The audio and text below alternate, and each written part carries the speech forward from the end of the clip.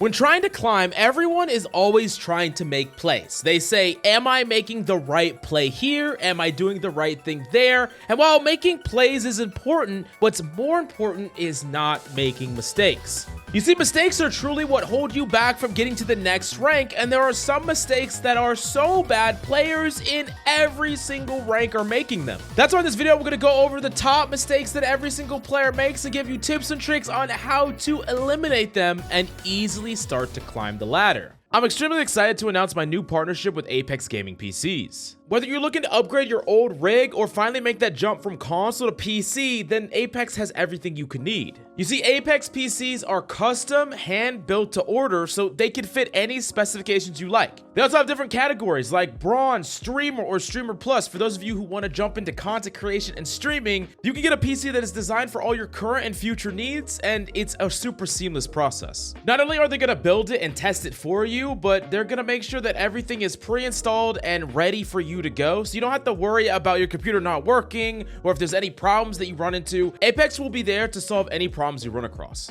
Now, if you want to have a great grinding experience, you deserve to have quality equipment that works and looks freaking amazing. But use my link in the description and discount code COACH for 3% off your next order. Definitely check it out right now in the links down below. And once again, special thanks to Apex PCs for sponsoring this video. Now, the first mistake is not properly utilizing space to deny enemy ultimates. Now, I see this problem most often in domination. Players will be frustrated or lost in domination modes compared to the other modes, and the reason for that is that the point is circular, and instead of moving along a track like the payload, it is a multi-directional team fight that can happen on point, and it makes it sometimes hard to predict how a fight's gonna play out, where you should be fighting, and how you should be fighting. But the thing that's the most important is actually taking the initiative with your positioning, and it gives you options on how you can play out a fight going forward.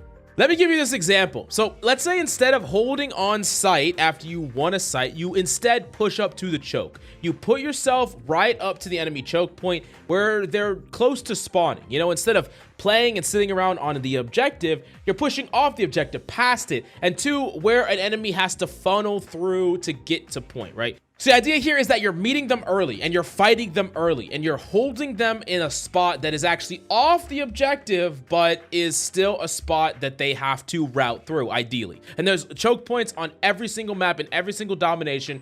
The idea here is that you're fighting them before they get to the objective. And the reason that this is extremely important is that you can force an opponent to act first, right? If you are fighting them in front of their objective and they come up and start to fight you, they're gonna poke, they're gonna prod, you're gonna do damage to them, they're gonna do damage to you. But ultimately, because you are capturing this objective, ultimately because you are building time, they cannot just sit here and do nothing. If you're in a constant state of just trading and poking and nothing really happening, that favors the person who has control, right? So they can't just sit there and they can't just wait. So this forces them to act. And the idea behind pushing forward is that you are forcing them to act, but then you are immediately pulling back. So the idea here that comes up most often is that you push all the way up past the point off to choke.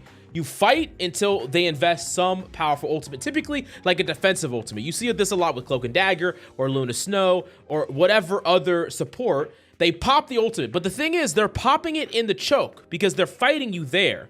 And what you do instantly in response to that is back all the way up to point or even past that. So you are basically fighting for space in front of the objective so that you can give it up the second they invest. And so what do they trade their Luna Snow ultimate for, or their Cloak and Dagger ult for, or an Invisible Woman ult for? The ability to get out of choke, the ability to control space in front of the objective, but they do not have these when they're fighting on the objective. Or in the Luna Snow's case, they might have wasted 7, 8, 9 seconds of that ultimate, and then they only have 5 seconds of it on the objective, which is a lot easier to manage. Now, there's a couple things that kind of go wrong when you're doing this, right? I think the biggest problem that a lot of players do is they push up to a choke, and then the enemy team starts investing abilities and ultimates and powerful things, and then they fight them there. They stand their ground. They don't leave. They start popping ults in response. And you see how that kind of defeats the purpose of pushing up in the first place? Because they are investing and then you are investing and then you're just trading. The whole point is that you're trying to create an advantage, whether your opponents had to utilize ultimates just to get small amounts of space, small amounts of value, not getting picks, not winning the team fight, because you can just back up and give space. And that's the thing, is in response to any pressure across the board in Rivals, giving up space is gonna alleviate pressure, taking space is gonna add it. And this is true for both sides, right? So like if I am taking space aggressively, I'm adding pressure to my team because I'm going to be constantly taking damage. And I'm also forcing my team to respond, push up, heal me, whatever the case may be. And I'm also adding pressure to the enemy team. But when I back up, I'm alleviating pressure from the enemy. And I'm also alleviating pressure from my team at the same time. But you tell me, when the enemy is Luna Snow ulting, do you want to add pressure to both teams or do you want to alleviate pressure from both teams? You want to alleviate pressure. You want to remove pressure because the reality of it is the Luna Snow ult is making it so that they don't care about the added pressure, right? If you push into a Luna Snow ult, you're adding pressure on your team and you're adding pressure on the enemy team, but they don't care. They're gonna ignore that. And removing pressure from both sides is actually where a Luna Snow ult doesn't get any value, right? Because have you ever popped a Luna Snow ult where the enemy team just immediately ran away or the enemy team's all dead? It's just like not really doing anything, right? And that's the whole concept here. But the other massive mistake that players are making basically across the board is what are they supposed to be doing in a losing fight? Like a lot of players, they start losing members, you know, they're fighting on the front line as a tank or they're in the back line as support and people get picked off. One person gets picked off, another person gets picked off and they're like, God, they get this feeling like, oh man, we lost this fight. This sucks. What do I do? And most of the time nothing happens, right? But the thing that you need to understand is that there is an objective for you when you're losing a fight. There's a protocol to play when you're losing a fight that will actually set you up better for future fights. The first thing that you should be doing when a fight is legitimately lost, like you know that there's no way for you to win that fight, is you can want to back up. You want to back up, regroup to your team. If you can get out safely, that's a good thing because you can deny certain areas of being claimed, right? So like one of the examples I give you is that if your whole team gets wiped, now the enemy team can push all the way up and hold you at a really close choke. But if a lot of you get wiped, let's say 3, and y'all back up together as 3, now your opponents can't just run it down all the way to your spawn. They still have to respect your ability to get trades on them. And something that happens all the time is that players kind of run it down, or a couple players run it down because they're trying to wipe everybody. But if you're backed up enough to where you're stable, they feed into you. And then you could end up like getting a pick. And then when your team come back, y'all can push in with an advantage. So that's one thing that you can do. The other thing that you should try to do, if in a situation you legitimately cannot get out, look for trades. For one, some fights are actually winnable when they don't really look winnable. Like you think the fight is lost, but your team has ultimates or combos or something that they can actually turn it. And if you just give up and die, but instead you actually like trade, like you're a Bucky and you kill the Luna, kill her and die, that trade could snowball into your team actually flipping and taking. Another thing is, while that person is dead, they're not building up ultimates, right? So like there's a world where in that same example, you're Bucky and instead of just dying, you look for the character you could kill, which is the Luna, you kill them. And now, instead of that Luna being able to heal up everybody in a one fight, heal up all their tanks, heal up everyone to full, and go from 60% all the way to basically ultimate, they die, and then they have to walk back to point, and now they have to play catch up. They don't have their ult already. So like it makes it so that they're in an awkward position. It also makes them have to route back to the point, which gives your teams opportunity to make a play. It makes it harder for the enemy team to run you down and chase down the rest of your team, which plays into the stability argument we talked about before where your team is regrouping. So in the worst case scenario, or a scenario where you just know you lost and there's nothing you can do, look for a trade, a way to get some value on the table. Now, there are also going to be some times where there's a different objective for you, like in an overtime situation where your objective is to hide for a last second touch so that your team have time to port back. Or there's a world where you're just trying to delay as long as possible. You know, you're just trying to run around. You're not trying to kill anybody, but you're really just trying to buy time. Buy time for the regroup, buy time for the retouch, buy time for the TP. This is all very situational, but it's also something that you should do in losing fights, depending on that situation that you should look out for. Now, moving on to number 3, this is a massive mistake that holds players back, and it's the reason why so many players have snowball games. I think one of the biggest complaints in Rivals is that some games feel like a stomp and then another game feels like you're getting stomped, right? And the thing is, this happens actually less to people in high elo because they do this one thing better. And it's about adapting your composition when it doesn't fit what the opponent's core strategy is.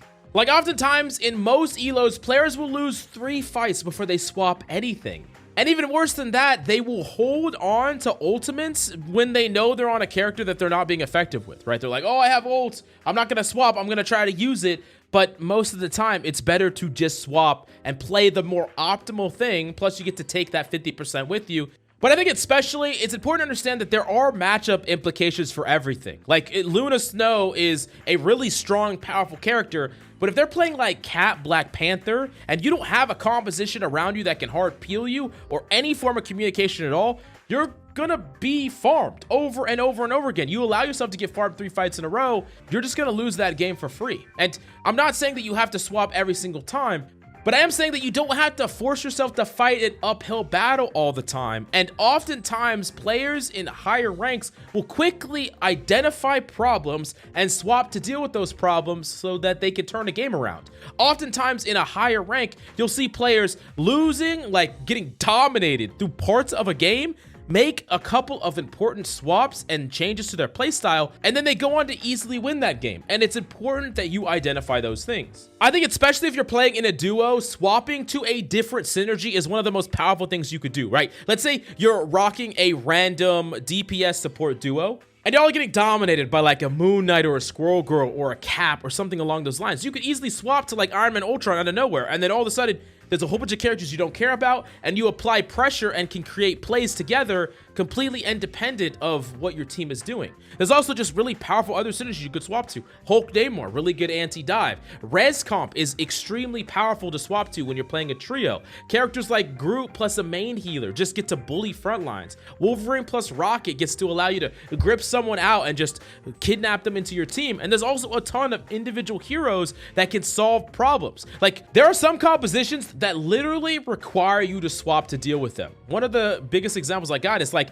a triple tank composition. Let's say you're playing up against 3 supports, 3 tanks, or 2 supports, 1 Mr. Fantastic, 3 tanks. This is a very powerful composition that also has some super huge weaknesses. Things like Moon Knight, things like Squirrel Girl get a crazy amount of value. Flyers like Iron Man get a lot of value. And Wolverine, of course, can be pretty strong depending on what tanks they're playing. But if you don't have any of those things, you're just gonna get run down over and over and over again. And if you do not identify what we're doing is actually not gonna work very quickly, then you're gonna allow your opponents to build up a crazy amount of ultimate advantage. And then by the time you finally identify it, you're lost. Like, the game's already lost. They already have so much ults that they're gonna win the next fight even after you swap. And then one of the things we all can relate to in our ranked games is that if things don't go right quickly, players start not caring. They start swapping to random things. They start swapping to DPS. So if you take too long to adapt what you're doing to be effective, and then your team gets snowballed by ultimates after that, even when you do swap to be effective, the competitive integrity of that lobby is holding on by a thread. Let's be honest. Now, this next mistake is holding back even players in freaking eternity. It's one of the biggest mistakes players make, and it has to do with ult tracking and playmaking.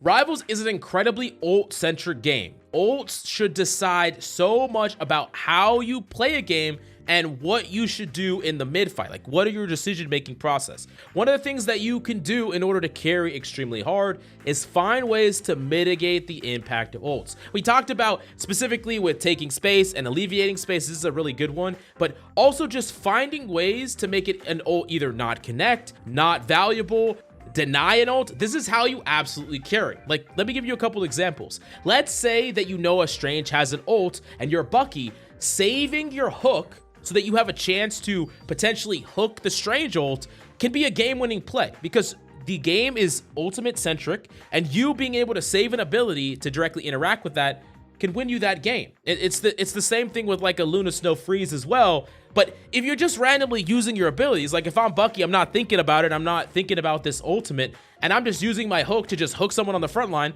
Oh, I'm just going to randomly pull the Strange in. Oh, guess what? He ults my whole team. Or I'm just going to randomly pull in another tank, and then I don't have any way to stop the Strange. So I'm not even thinking about the ultimates that could impact the fight, and I'm not saving or conserving my cooldowns, so I have a chance to impact that. Another thing that's really important is that there's certain ultimates that can completely change the fight. You know, a Groot ult or a Groot ult into Moon Knight combo, or a Sharknado ult with Storm and Jeff. These are ultimates that can literally wipe the team. And people are like, oh, we're just going to lose to that. But there are legitimate ways to actually mitigate their value, right? You don't just have your opponents press a couple buttons and you lose. You can play extremely spread, make it hard for the Groot to potentially get that ultimate off. You can make it so that you're played spread against the Sharknado in a very similar way. You can conserve your movement cooldowns and stand near a high ground so that if the ult is on you, you just go straight up to the high ground, and then the ult can't touch you because it can't cross directly to a high ground. It needs like a ramp, right? So there's things that you can do to make it so these ultimates don't just farm for free. Make it hard. Make ultimates hard. The less impactful ultimates are on average against you, the easier it's going to be for you to win games. That being said, there is one key part of this, and it's tracking ultimates. And this is something that is difficult to do. Perfectly tracking or knowing what ultimates your opponents have allow you to make game plans around it. Positional game plans, saving abilities, using abilities, playing aggressive, passive, whatever. You need to know what ultimates are coming up. So how do you track ultimates?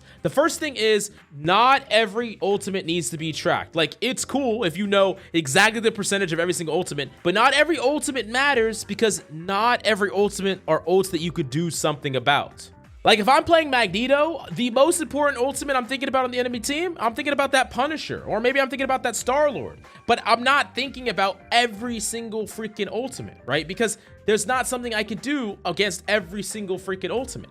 Sure, I might generally know that they almost have Black Panther ult, but is that gonna be relevant for me playmaking? Not necessarily. Like I could conserve Bubble, or I could serve my ultimate Fire, but more likely than not, it's not an ultimate that I need to directly track, at least micro track. Some ultimates matter more to know that they have them, and some ultimates matter less, and you can be more inaccurate with them. The only reason I say that is because it's more important that you track the things that you actually care about really, really accurately than it is to like loosely track everything. And a lot of ultimates you can just loosely track. You know, a couple fights go by, nothing is used. You could pretty much say, oh, they probably have it or they're close. Another thing that you should prioritize is ultimates that impact you directly. So I think support ults are something that everyone should generally track. And it typically comes from knowing how much damage you're doing to the opponent without generating a kill, right? So like if you've just been trading damage with the Groot for, you know, freaking 20 seconds and there's no kill, their cloak has ult.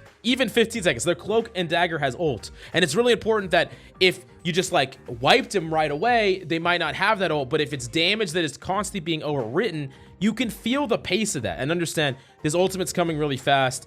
Maybe I shouldn't be playing too aggressive here, because if I can't kill this Groot right now, me playing too far up is actually putting me in a vulnerable position when they cloak gold in, and I can't run away, and then I just get swept up in the enemy running in, right? So you could position in a way that denies what could happen in the future based on how much damage is being healed over and what damage is also just actually creating eliminations, right? So they're very different. And then also when you're generating plays, you have a game plan for how you're going to use your ultimate or your ability or whatever, right? Like, one of the things that's really important is if you can track an enemy support ultimate, then you can make a way better game plan. Let's look at that Bucky example again. If you ult into a support and you don't really know if they have a support ult, you could easily just die, right? You ult in, the Luna Snow pops ult, you kill nobody, you're in a bad position, you just die for free, right?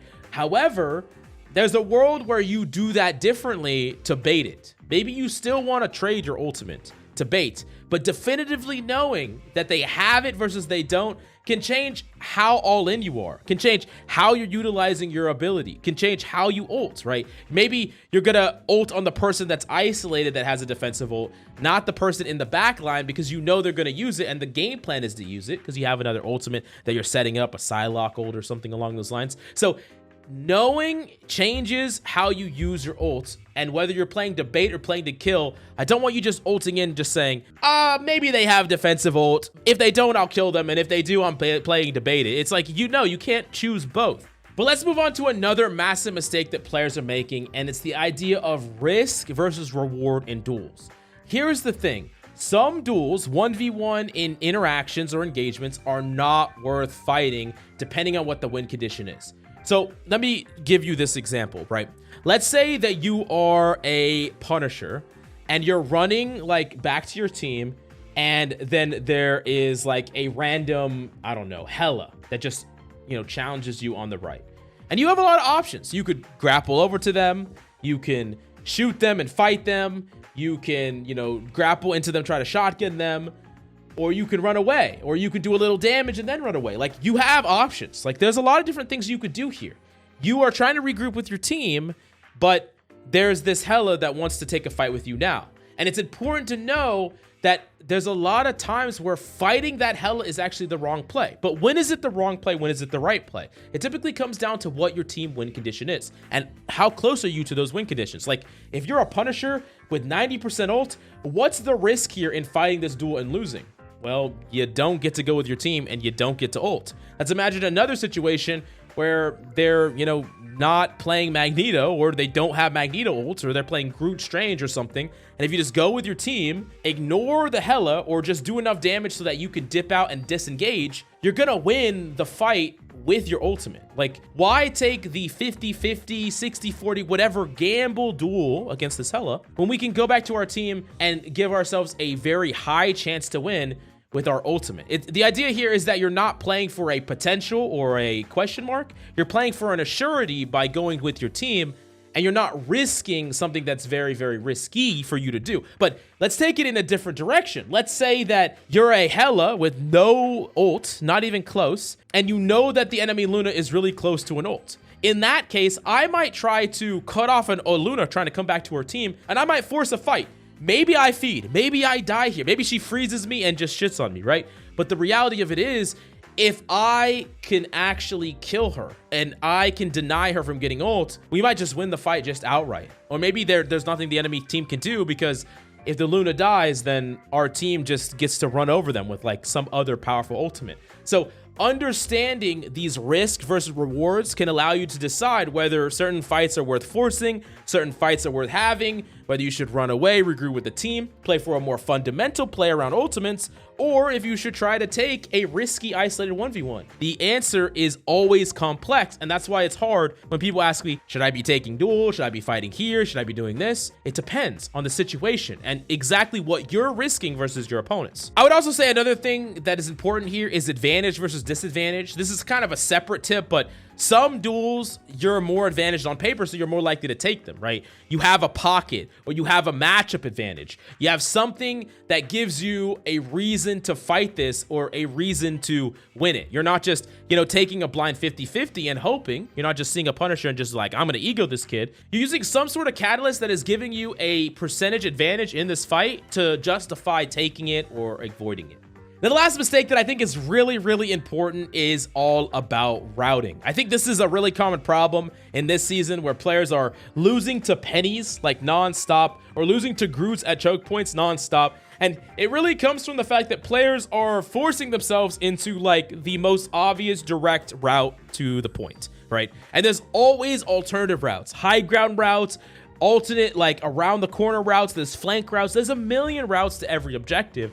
And players just think, no, I gotta go the fastest objective, straight to the point, straight, as soon as possible. But who cares if you're using 5 extra seconds to get a better angle, when it means that you're not gonna walk directly into what makes your opponent strong? I think you see this a lot on the Symbiote map against Penny, where players will constantly push through the choke into a Penny just set up, and they can't get an angle on any of the generators. And instead of just going to the top right, breaking the walls, getting good angles on all the generators, breaking them, wrapping the opponent, playing poke, like, this is a super important one, and it kind of works directly with the swapping your composition up. Because I want you to see this example. Let's say one example where you're playing like a more mobility heavy dive composition, Black Panther magic, whatever cap. And then you run into this Penny comp and you're constantly running it down main and you're jumping in the enemy backline, getting gripped up, getting mined and dying. You die. So for one, your composition is going to be really hard. Can you make it work against it? Yes, you can. But if you make quick swaps, you can actually play a direct counter to this and break up this really powerful, strong defensive composition. You could play poke, long distance spam. So let's say you swap to the spam composition. You swap to the Magneto, swap to the Punisher, you swap to the Hela, all this long distance damage. But then once again, you're running it down main. Now, are you going to be able to get good angles on all the stuff that you need to? Are you still playing into Penny's strength? Yes. So it's still really hard for you to win. But let's say, in addition to swapping to this comp, now you're going to take the right angle, you're going to break the wall, you're going to get really good long distance angles, destroy all the generators, fight the enemy team, and Penny has no mitigation to protect your team. So in a poke fight, your team is just at an advantage, and then y'all just win the point for free. So understand that there are ways to create super favorable advantages for you and your team through your play, through your picks, and through your routing. Oftentimes, I want you to think, is there a place that you can go? Is there a position you can take that you can get more value than your opponents, or that you can get value in that your opponents can't? If that's true, I want you to mix up where you're routing to, try to come up with some more interesting angles to take, because bad routing especially creates some of the most frustrating games where you get first point held, you feel like you could have done nothing, and it's really because you set yourself up for failure. Now, if you have absolutely any questions, definitely let me know in the comments down below. Smash the like, subscribe, and definitely check out Apex Gaming PCs if you want to get a PC. I highly recommend them. Links will be in the description down below, and I'll see you next time.